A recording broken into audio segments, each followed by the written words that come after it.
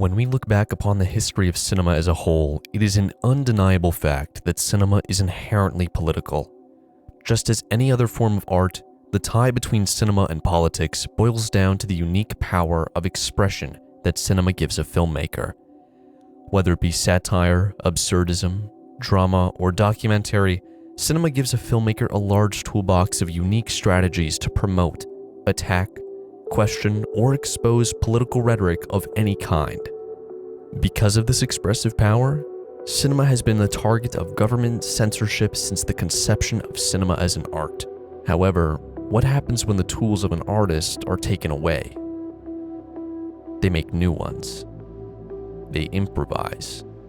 They innovate. While each decade, country, or regime within the past century has bred iconic films that uphold or challenge the political stances of their time, it is the filmmakers who are oppressed under colonialism, criticism, and censorship that end up creating some of the most unique and stunning films to ever see the silver screen.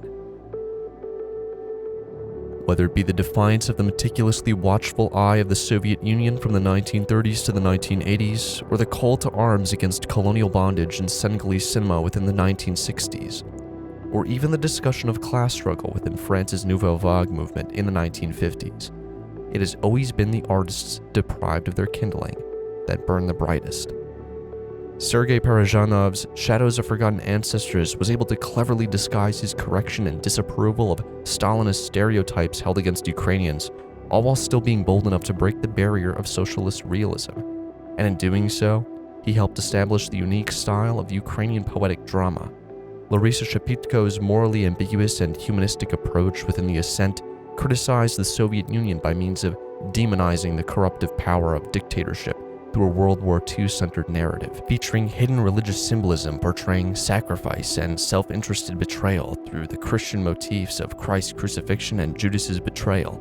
Ousmane Sembien's use of candid and unforgivingly honest narrative storytelling, as well as symbolic use of props such as traditional masks native to North Africa within Le Noir Day, created an artistic and symbolic rallying cry to the next generation of Senegalese youth to not forget their troubling colonialized past.